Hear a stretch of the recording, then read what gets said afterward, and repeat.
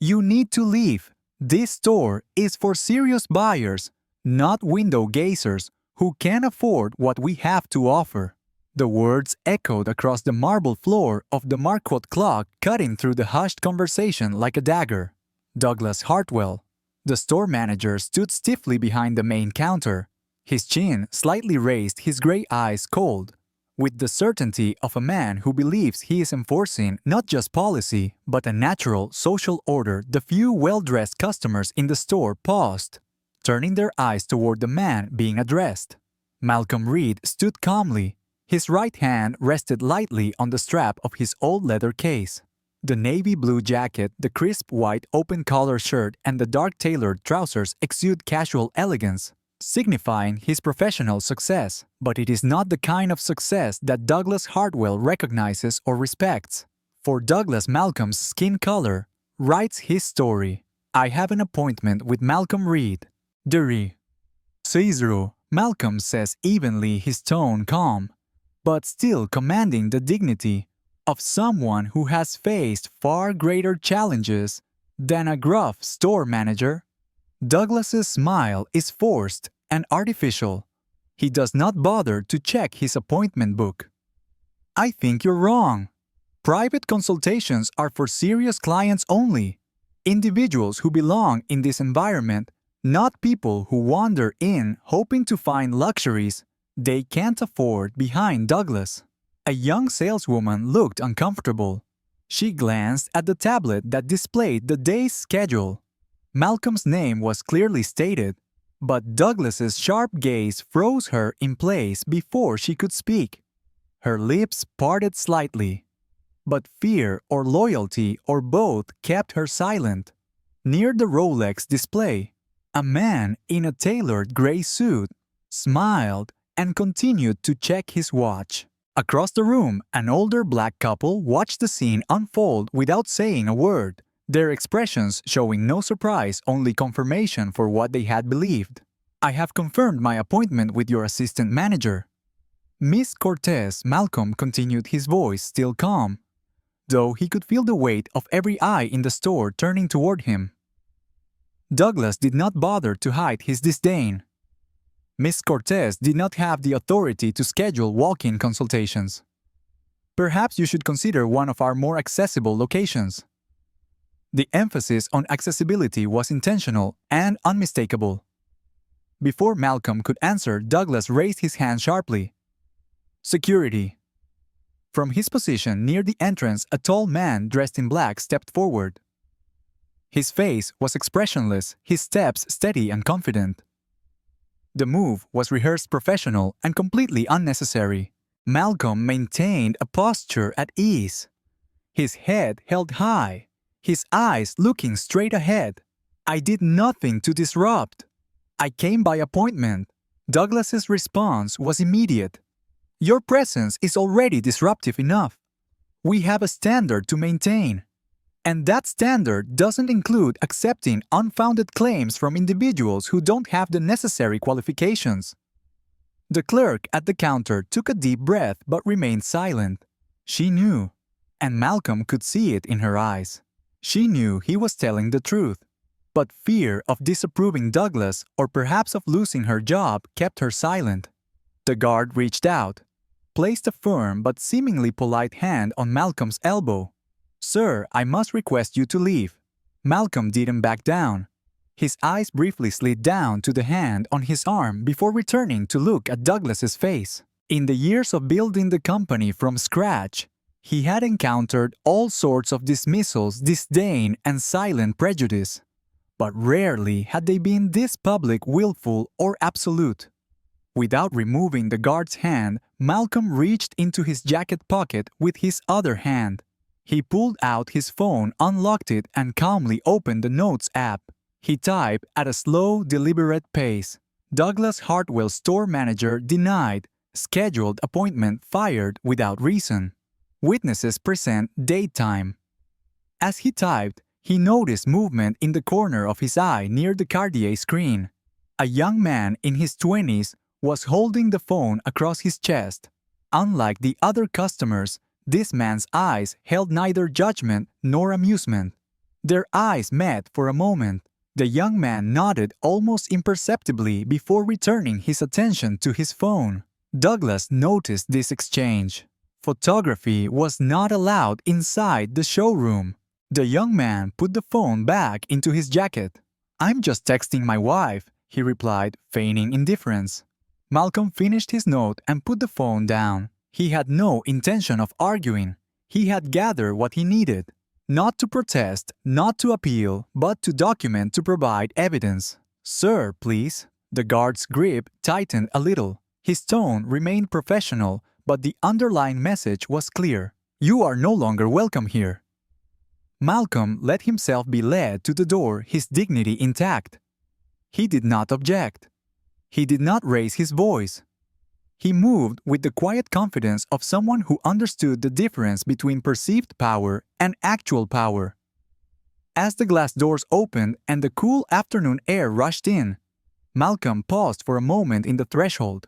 He glanced back once, memorizing the faces of those who had chosen to watch silently. They had made their decision. Now it was time for him to do it. The guard's hands tightened a little. The kind of subtle incremental pressure designed to remind the person of having no other choice. Malcolm Reed sensed the change but did not resist. His breathing remained steady, his posture erect. He had experienced this in many forms, though rarely so overtly, but deliberately staged to put others at ease, watching from the shadows of the glossy glass cases and velvet-lined counters. As he was led to the entrance, the young man near the Cartier screen slipped quietly into Malcolm's peripheral vision. He was no longer pretending to text. His phone was angled a little lower than his chest. It had recorded everything. The firing, the silence of the staff, the customers who watched without commenting, the security guard's firm hand on Malcolm's arm. For that brief moment, their eyes met again. They didn't say a word to each other, but they understood each other. Witnesses were rare. Evidence was essential. Douglas Hartwell followed close behind.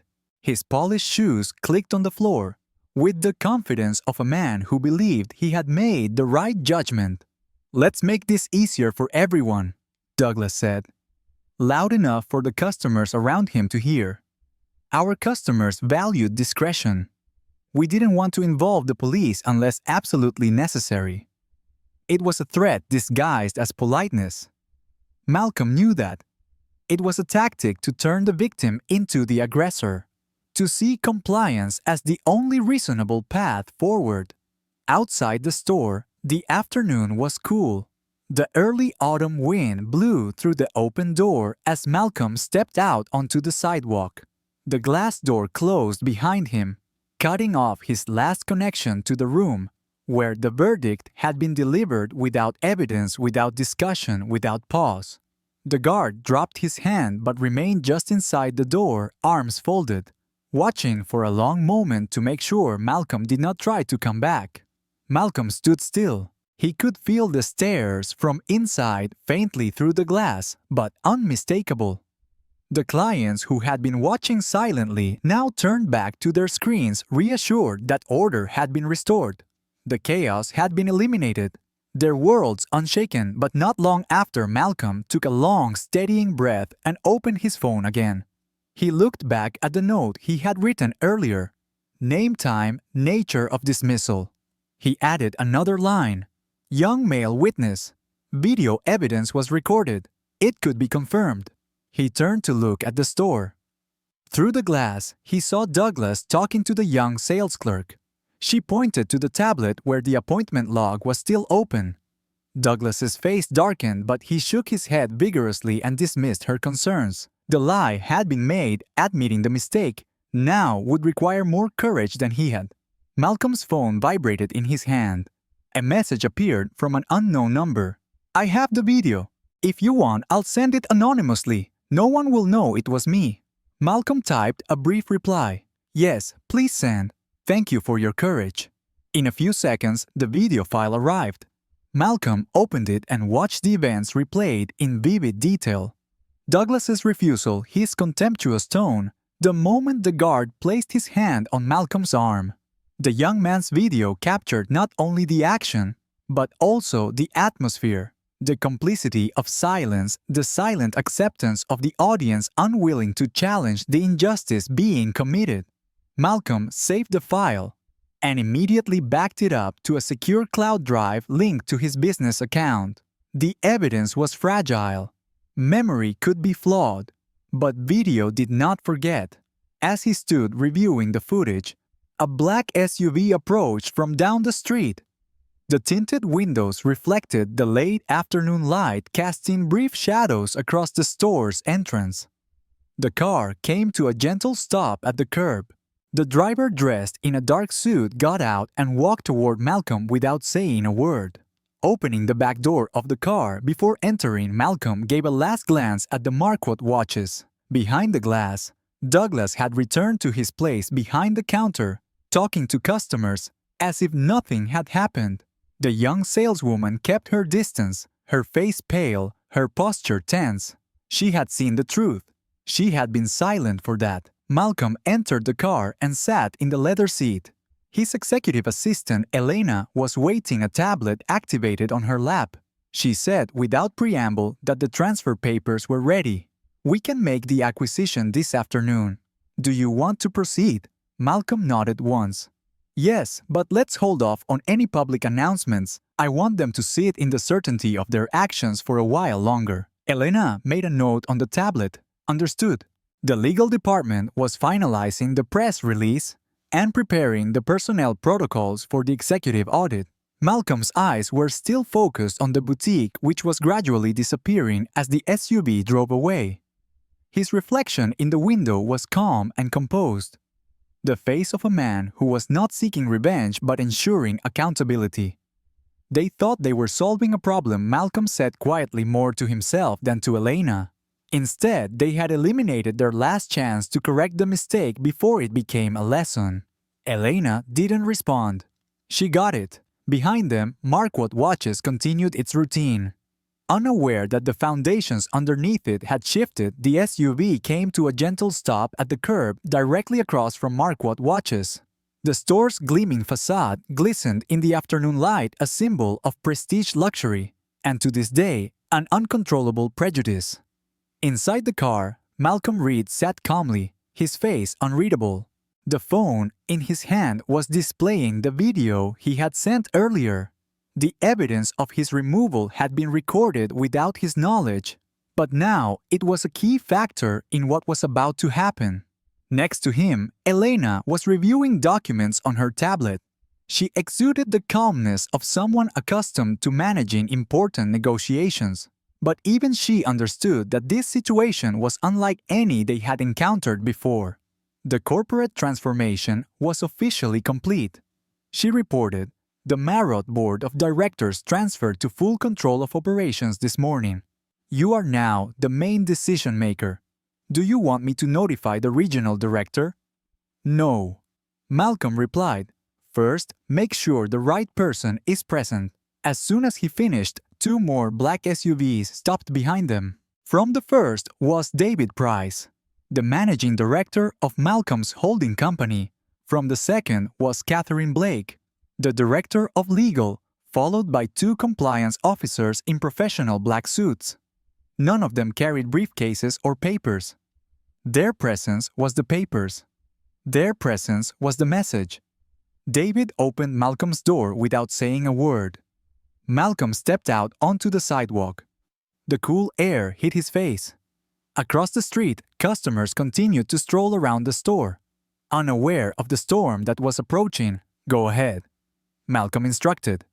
David nodded slightly and turned to speak through the communicator tucked discreetly into his lapel. A moment later, a silver sedan arrived carrying the Marquardt regional manager and the company's public relations director. Their faces were tense with anxiety, their eyes scanning the scene with growing concern. "We should act quickly," Catherine advised. "The longer we wait, the more likely this will get lost in our story." Malcolm crossed the street at a moderate pace. He walked slowly, his team following behind. Every step had a purpose. Not hurried, every second and minute contributed to the excitement both for those inside the store and for the onlookers who had begun to gather nearby. Sensing something unusual was going on, the automatic doors of the store opened as Malcolm approached. Douglas Hartwell stood behind the counter advising a customer, his earlier triumph evident in his relaxed shoulders and cocky tilt of the head. The security guard stood near the entrance, arms crossed, his eyes scanning the sidewalk to make sure Malcolm didn't turn around. As the group entered, the atmosphere changed. Conversations stopped. Customers sensed it first, a presence of authority, of change, but they still didn't understand what it meant. The security guard stepped forward instinctively. "Sir, I must ask you to leave the store immediately." David stopped him gently. "That won't be necessary." Douglas looked up sharply, his brows furrowed. "What's this about? We don't allow groups in without an appointment. You're disturbing." His voice faltered as he recognized the people who were with Malcolm. His eyes stopped. Finally, Catherine Blake, whose reputation as a corporate legal strategist is known to anyone who has even a little knowledge of the industry, is well known. "I believe you know Mr. Reed," Catherine began in a polite but sharp as a tone. Although he might not know who he was this morning, Douglas tried to remain calm. "We had a misunderstanding. This man, Mr. Reed, had no confirmed appointment and was asked to leave to avoid disturbing our customer." "The file didn't say that," Elena replied, working on a tablet. "The 3-hour appointment was set by his assistant director in accordance with the standard policy." The young saleswoman stepped up, her hands shaking a little, but her voice was clear. "That's right. I had looked at the schedule myself. Mr. Reed was on the list. I was about to speak." Douglas turned to her. "You should have brought it to me directly." "She did," Catherine said, and he dismissed her concerns. The customers no longer feigned indifference. They gathered near the shelves, now having observed, openly sensing the shift from the store's internal problem to something much larger. Malcolm spoke for the first time, his voice calm, controlled, but still heavy with decisiveness. "Let me clarify the situation. Mr. Hartwell, this morning my parent company completed the acquisition of Marquardt Watches. I now hold majority ownership of this location and all its subsidiaries. Your refusal to serve me was not merely a lack of judgment. It was a violation of the very values this company claimed to uphold." Douglas's face was pale. His mouth opened, but no words came out. "And this would have consequences," Malcolm continued. "Your decision to judge a customer based on appearance, to refuse a confirmed appointment, and to allow a customer to be turned away without reason is grounds for immediate dismissal." The security guard took a half step back. "I am terminating your employment immediately," Malcolm said. "You will surrender all company identification and leave the premises." Before Douglas could respond, Catherine added, "The compliance team will conduct a comprehensive investigation into today's events, including employee conduct and customer interactions. We will also review the conduct of all employees and customers involved in the incident." A customer near the Rolex display, the same man who had been smirking a moment ago, suddenly became uncomfortable. He turned away, pretending to be curiously looking at a flyer. Malcolm continued, "The security guard involved in my firing will be placed on unpaid leave pending a review. His actions were unprofessional and violated both company policy and basic standards of respect." The guard nodded stiffly. "Yes, sir." Douglas finally found his voice. "I don't know who you are. If I had known, that would be exactly the problem." Malcolm interrupted, raising his hand. "Respect should not require recognition of status. Dignity does not depend on power." A wave of acknowledgement rippled through the crowd. Even those who had been silent at first now seemed to understand the deeper implications of what they had witnessed. Elena stepped forward. "We will also issue a public statement acknowledging the incident and outlining steps to ensure such behavior will never recur." As if cue, a small group of reporters appeared outside the store's glass doors. The news had spread quickly. Someone, probably the young man who had recorded the encounter earlier, had alerted the media. Catherine addressed the growing crowd. Today's action marked not only the enforcement of company policy, but also the reinforcement of basic human values.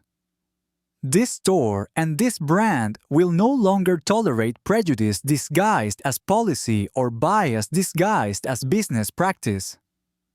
Douglas's shoulders slumped.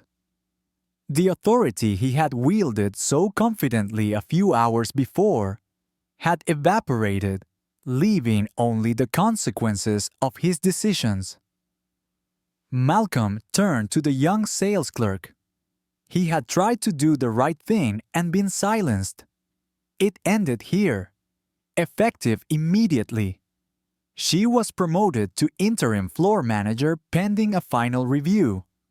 Her eyes widened in shock. She nodded, tears welling up, but holding them back. One of the customers, the woman from Cartier, stepped forward hesitantly. "I was here before. I witnessed what happened. I was silent. It was wrong." Catherine nodded. "We will accept written testimony from any witness willing to come forward. Silence may protect temporary privilege, but it cannot absolve responsibility." Outside reporters began to broadcast live. Viewers across the city and beyond would soon learn not only about the firing of a prejudiced manager, but also about the broader cultural shift taking place inside one of the most luxurious retail spaces in the country. As the legal team began to coordinate the next steps, Malcolm remained in the center of the store. He glanced at the young man who had filmed the incident, though still standing close to the back. The man's posture was now straighter, no longer trying to blend into the crowd. Malcolm moved closer to him. His video was the turning point. Without it, this would have been another silent injustice. "I just did what seemed right," the young man replied. And this, Malcolm said, which was how change began behind their backs. The store that had once made him think was now a place of calculation of responsibility, and soon a place of reform. And this was only the beginning. Silence fell over the store, heavy and absolute, as Douglas Hartwell stood frozen in place. The authority he had once projected with certainty was gone, replaced by the heavy burden of responsibility. Customers, employees, even the security guards all bowed their heads. As if doing so could erase their role in what had happened, Malcolm Reed did not speak. He did not need to. His presence alone, reinforced by the assembled business team and the undeniable truth of the evidence in his hands, was enough to dominate the room. Catherine Blake, standing beside him, kept her demeanor professional, but even she couldn't quite hide the silent satisfaction in her eyes. This was not revenge. It was justice long overdue and carried out without the chaos of anger or the noise of protest. Mr. Hartwell, Malcolm began, his tone even and clear. "Your actions today not only violated company policy, you are damaging the integrity of this establishment and its dignity. Customer, you were using personal prejudice under the guise of professional prudence. As the new principal owner of Marquardt Watches, I hereby terminate your employment effectively." Douglas started to speak, perhaps to defend himself, perhaps to plead for reconsideration, but no words came out. His career built over more than 2 decades was irreversibly shattered in a single moment. "The security guard who carried out your order without verifying the situation will be suspended immediately," Malcolm continued. "A full review of his behavior will determine whether further disciplinary action is necessary." The guard nodded stiffly, a look of resignation etched into every line of his face. The young sales clerk whom Malcolm had promoted to interim manager stood silently by the cashier, her hands clenched into fists, relief and concern evident on her face. She had spoken, though it was too late. But in the end, she had chosen the right side of history. Malcolm gestured to Elena, who stepped forward with a tablet in her hand. "In addition, all customers present at the time of the incident will be reviewed. Those who encourage or reinforce discriminatory behavior may have their use of the service restricted in the future. Lie at all Marcotte locations. The shock spread instantly. The man who had been smiling near the Rolex display paled visibly. The elderly couple who had been watching silently now exchanged worried glances. What used to be a shield had become a burden. Catherine told everyone in the room. Our legal department would conduct interviews and review all the store's security footage. Cooperation is not optional. Transparency will be the norm in the future. At that moment, the door to the store opened again. The district manager, along with members of the compliance team and a company human resources representative, entered. Their faces were solemn. They had been briefed on the short trip to the official store and understood the seriousness of the problem they were about to face. Mr. Reed, the district manager, greeted her formally. "We stand ready to assist with your directives immediately." "Thank you," Malcolm replied. "Start by coordinating with Miss Blake and our compliance officers. The interview should begin immediately. Employees will be given the opportunity to make a statement. Those who show responsibility and accept the company's new values may be retained. Those who do not will be fired." Douglas finally found his voice. "You can't destroy everything over a misunderstanding." Malcolm's gaze remained steadfast, unwavering. This was not a matter of dismantling. This was a matter of rebuilding. Prejudice disguised as caution had no place in the future of this company. A murmur of agreement spread throughout the staff. Some of the previously silent employees now mustered up the courage to nod. One of the younger salesmen, no more than 25, stepped forward. "I should have spoken up sooner. I saw what happened. I knew it was wrong." Catherine assured him that his honesty would now be appreciated, but it might serve as a reminder that silences were as powerful as actions. The reporters outside the store continued to film. Although no one dared to interrupt the story, began to spread on social media. The video recorded by the young man had gone viral, not as a simple customer service dispute, but as a decisive moment in corporate accountability. Elena leaned into Malcolm, lowering her voice. The public reaction was largely supportive. Civil rights groups had seen this as a potential turning point in retail reform. Malcolm nodded. "Let them change begins with accountability, but it grows through transparency." Douglas took off his name tag and badge, placing them on the counter with shaking hands. He looked not at Malcolm but at the customers and employees who had already accepted his authority without question. None of them looked at him now. The power he had so easily wielded had evaporated. Only the consequences of his choices and actions remained. As he turned to leave, the young man who had recorded the incident initially stepped forward. "Sir," I paused, wondering whether to continue. Malcolm gestured for him to speak. "I just wanted to say that I'm glad to have recorded what happened. People deserve to know the truth. And they will." Malcolm reassured him. "Your courage has made it possible." The young man nodded, looking both relieved and proud. The HR representative spoke next. "Shall we conduct interviews with employees?" "Yes," Malcolm confirmed. "And inform all Marquardt branches that new training procedures will be implemented effective immediately. This will not be a single store adjustment. This will be an industry norm." The regional director glanced at Douglas, then back at Malcolm. "Understood." As the compliance team got to work, Malcolm addressed the remaining customers and employees. The issue wasn't just about punishing misbehavior. It was about creating an environment where dignity was non-negotiable, where respect was the default, not a reward for status. A few customers nodded, including the woman in the Cartier section, who had earlier acknowledged her silence. She approached the counter, her shoulders straight. "I'd like to submit a witness statement." Catherine smiled faintly. "We'll be happy to accept it." Malcolm looked around the room one last time. What had been a space defined by exclusion and silent prejudice was now transforming into a forum for accountability. The change had not yet occurred. All but the foundation had been laid. "Let's begin," he said.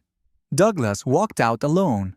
His departure was witnessed by the very people who had supported his power. The silence that accompanied him now was not respect, but recognition.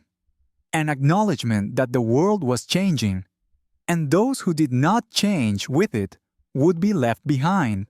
Malcolm returned to his team. The work had just begun, and this time there was no turning back.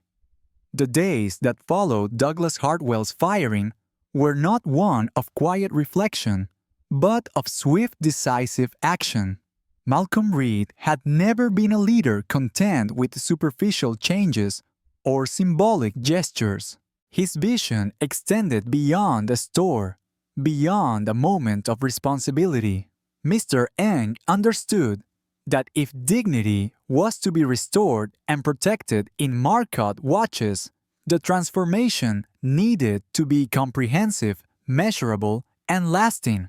The first directive issued under his leadership was to halt all ongoing customer service activities across the company's flagship locations. This bold move received both praise and criticism from the industry.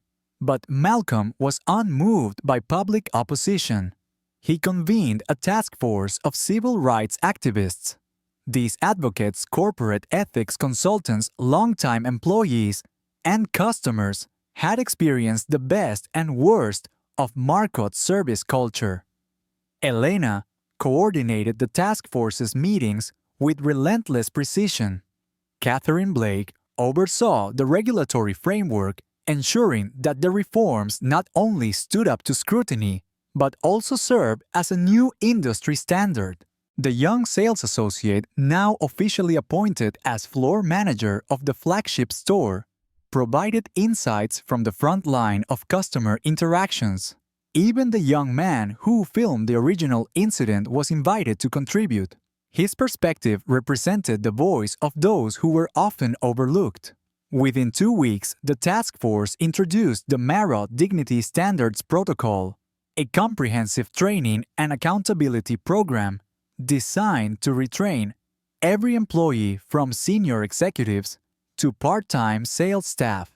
The program emphasizes not only compliance with the law, but also recognizing unconscious bias, cultivating empathy, and setting clear, enforceable expectations about treating all customers fairly. Participation in the program is mandatory. Employees who opt out are offered severance packages and are fired without any prejudice. For those willing to face the uncomfortable truth and grow from it, the program offers not only education, but also a path to advancement within the company. Even Douglas Hartwell, despite being fired, was offered an opportunity to attend the training. Although many objected to such offers, Malcolm insisted that there should be incentives for those willing to make the effort even if few accept. The changes are not limited to training. The store layout was redesigned to promote openness and accessibility, removing the subtle barriers that had long separated the favored customer base from those considered less desirable. Marketing campaigns shifted the focus from exclusivity to excellence, redefining prestige, not as a function of who could be excluded, but as a standard of service for all who walked through Marcotte's doors. At the grand opening of the flagship store, Malcolm gave a speech in front of staff, customers, media representatives, and community leaders. His speech was measured but powerful. The company had once confused luxury with entitlement and policy with prejudice. We have all witnessed the cost of that confusion. But today, we are committed not just to change, but to lead in fostering dignity, fairness, and respect in every interaction with every customer. The applause that followed was sincere, not polite. It came not only from those who had supported the reform from the beginning, but also from those who had doubted whether the transformation would be possible. As the new Marquardt standard was rolled out in other locations, Malcolm received reports of employees embracing the changes with unexpected enthusiasm. Conversations about bias and respect, once considered divisive or uncomfortable, became part of the daily culture. Once skeptics became advocates. Once shunned customers returned not out of curiosity, but because of renewed trust. A month after the flagship store reopened, Malcolm visited a smaller Marquardt store in a neighboring city. He arrived unannounced, dressed as he had been that fateful first day. A simple blazer, an open-collared shirt, and a briefcase. There was no entourage, no press. The employees greeted him with genuine warmth, not because they recognized his authority, but because the new training program had instilled in them the habit of showing unconditional respect. As he walked around the store observing the subtle but significant changes, the young floor manager approached. She had been promoted from a higher rank. A first training attendee, Mr. Reed. Welcome. We're honored to have you visit. Malcolm smiled. No need to be formal. I'm just here to see how the new standards are applied beyond the policy guidelines. She nodded. Last week we had an incident. A customer had made a disparaging remark about another customer. Our staff resolved it immediately, not by escalating, but by calmly reinforcing our commitment to respect and dignity. And how did the customers respond? They left. But the other customer stayed. She made a substantial purchase and thanked us for standing our values. Malcolm felt a reaffirmation, a quiet change. He knew that change was not measured by perfection, but by progress, by moments of making the right choices, without fear or hesitation. As he prepared to leave, the manager added, "Some of the employees who were initially hesitant have become the strongest advocates for the new standards. They say they no longer feel like status enforcers. They are more like ambassadors of excellence." Malcolm nodded his head at last. That was exactly the kind of legacy we were building. The evening air outside carried the promise of a transitional season. The journey from exclusion to inclusion, from silence to responsibility was not yet complete. But the foundation had been laid not by flashy gestures, but by steadfast and courageous choices. And this time, the transformation would last. 2 months after the incident that threatened to define him not as a leader but as a target of prejudice, Malcolm Reed quietly returned to the flagship Marquardt watch store. This time, no media accompanied him. No compliance officer or legal team watched his steps. The transformation he had initiated no longer required his constant presence. It had become self-sustaining, deeply embedded in the culture he had reshaped with purpose and determination. The store's interior had changed. The physical design now reflected the values Malcolm had advocated. The subtle barriers that had divided customers into worthy categories were gone. The layout was open, inviting, designed not to impress, but to welcome. The staff moved with a new confidence not born of fear of being coerced, but of a genuine belief in the principles they upheld. As Malcolm walked the floor, several staffers stopped to greet him respectfully, but none of them had the reverence reserved for an unfamiliar authority figure. They now saw him as a colleague, not a strange boss issuing orders from an office building. The young manager he had promoted approached. She stood tall, her eyes shining. "Mr. Reed, welcome back." The transition had been difficult, but the team had fully embraced the change, and Malcolm asked about the customers. She smiled. They had noticed. Some immediately mentioned the differences. Others simply returned. They chose us over the competition. Respect was now part of the Marquardt brand. It wasn't an afterthought. Malcolm nodded, his gaze sweeping the room. He noticed an older couple browsing near the Pate 5 counter. They were the same couple who had silently watched him get fired. Today, they watched without judgment. Their demeanor was relaxed, their eyes looking directly into theirs with a politeness, gentleness, and change. Malcolm knew that change often came not through statements, but through small, repeated actions. As he turned to leave, a familiar voice called out, "Mr. Reed." "Mr. Reed," he paused. The young man had returned to the original incident and stepped out of the crowd. He was dressed more professionally now, his youthful hesitation replaced by determination. "I want to thank you for what happened. I realized how important it is to speak up. I have since joined a community organization that focuses on workplace equality. We help people in similar situations stand up for their rights." Malcolm reached out his hand. "You turned the moment into an act of courage." The handshake was firm.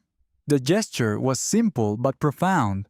Outside, as Malcolm stepped out of the store, a gentle breeze blew, stirring the autumn leaves along the sidewalk. The world did not change overnight. Prejudice still exists in many places, whether it be silent or overt. But here, in this space, that once symbolized exclusion, dignity, took root before he left.